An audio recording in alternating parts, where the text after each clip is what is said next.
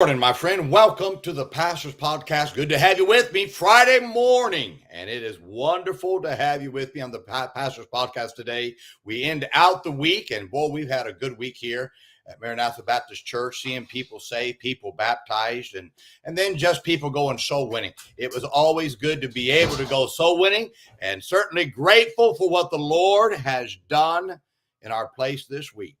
And I appreciate you coming along. I want to invite you now out to the Old Paths Conference.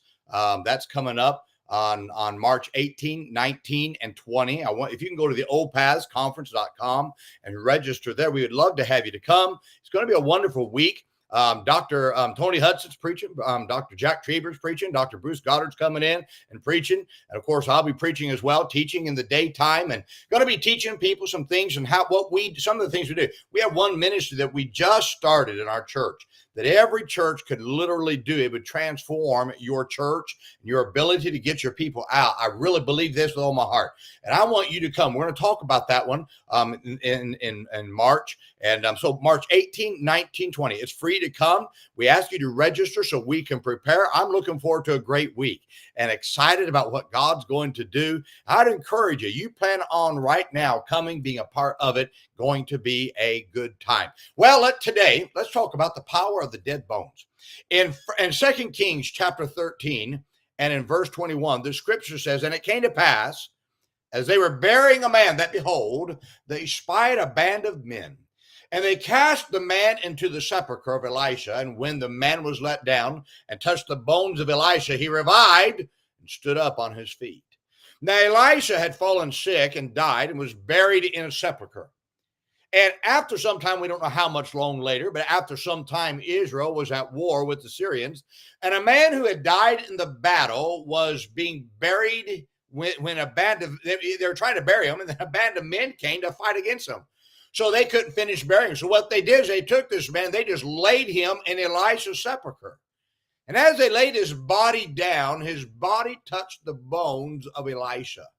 And the scriptures say the man revived and lived. Now, a valuable truth is found in this illustration that should cause all of us to pause and to learn something.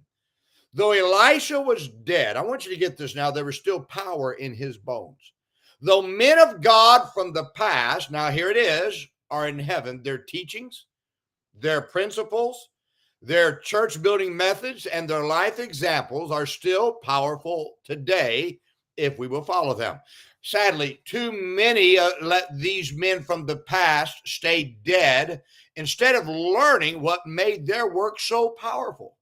Now, I just recently, I've gone through just for the last several months, I've been reading a lot of books from men of the past. Now, I've been gleaning from these books some very invaluable ideas that have helped me personally to reach more people for Christ and allow me to be able to influence the people of my church so we can get people that have fruit that remains. What I've learned from these books is that there is still power in their wisdom and their methods that can help us today if we just don't try to live to destroy their legacy that they have left behind. And I hate to use the word legacy, their testimony and their works that they've left behind. Now, I want to help you with this truth. First, the men from the past, they cannot help you if you don't study the books that they wrote. Many people can write books about someone from the past. This is what I've learned. The best books to read about these men are the books that they wrote. Anybody can say something about someone from the past that's dead and say, they said this. It's easy to say. Read their books, because in their books, you'll find the truths that can help both the pastor and the church member. And you can only benefit from the power of these great men if you take time to read their books. I believe it's a travesty that we are more interested in modern theories of church building than following the tried and true methods of God's men from the past who were successful. You see, if you read from these men, you can learn a lot that can help you in your walk with God and building a church. Second, the methods, principles, and truths these men from the past taught will still work today if we apply them. There are many. There may be a few. For instance, I read these men from the past, and every once in a while you read something it's just completely out of date. I get that, but that's not most of what they do. Is not the structure of how to build a Sunday school, how to build a church, how to build a life for God. It still works today if we had applied them. So many are following the methods of liberals and criticize the methods of these past preachers, but they have never truly followed these past men's methods.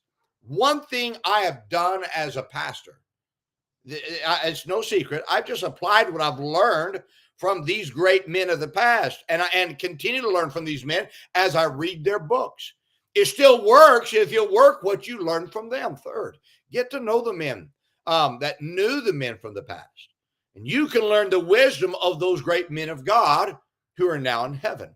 I've made a great effort in trying to get to know older men of God. I just recently had a preacher ask me, he says, "Who are your friends?" And I mentioned some of the older men. I said, "Well, a lot of my friends are dying off." I said, "Because most of my friends are older men."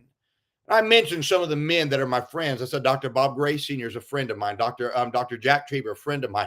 I like to talk to these two men because they had a touch with the older generation that I did not have. They're older than me, and I like to glean from them. Some of my men, the friends that I have gleaned from, Dr. B.G. Buchanan, now in heaven. I just think of so many men that are now in heaven, and I wish I could talk to them again and hear from them, but I can't. They're gone. They're in heaven, but I can read the books. But may I tell you, there's still people alive that were in touch with these men. Now, we would be wise if we would just get with these men, talk to them, get around them, because these older, successful men of God who have not changed are successful because they followed what they learned from the past men of God.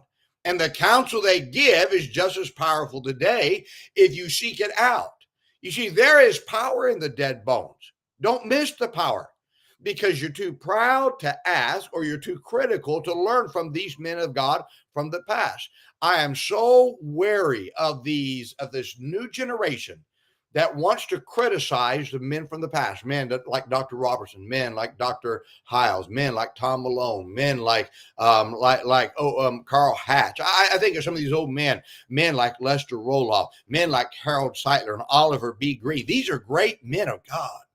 We've got a younger generation who hadn't even built a pea patch. They don't even know how to get a garden going. They have about 20 in their auditorium. They're trying to tell everybody how to build a church. They haven't led someone to Christ in the past 6 months, and they know it. They're a bunch of lazy bums. And we let them on YouTube instruct us how to build a church. I think I'd not listen to a failure. I think I'd listen to somebody who has changed thousands of lives. You realize today, I think the men that I just mentioned, and I want to mention two of the names, Dr. Hiles and Dr. Robertson. Most of the men who are alive, who are saved today, were influenced because of those two men. Those two men influenced thousands and millions of souls to be saved through their ministries by those they trained, those that they led to Christ. They went out and did something great for God. We'd be wise to get around the older men, read from them, learn from them, and understand they have something to hand to us. Don't shove them off. And these yahoos out there that want to criticize, listen, they're no different than the bunch of baby murderers in Congress who are trying to attack our history in America. That's what these guys are like. And they're no different. They can get upset all they want to, but they've not built anything. And most of these guys don't even know these men. They've assumed because one or two voices that are critical and have an angst against them, have an angst against the old past. And they build this whole movement on something that they never knew the man. Instead, they'll listen to a man who fell in sin and went to prison for several years. That's who they listen to. What a shame. What a shame. Let us be a people that learn from those men from the past. And then get around some of these older men that have touched those older men and learn from them and find out what they learned from them and follow and do those methods. They still work today. Well, my friend, I hope this is a help to you today. Now, let's remember today, be good to everyone. Everyone's having a tough time. Have a great day, my friend.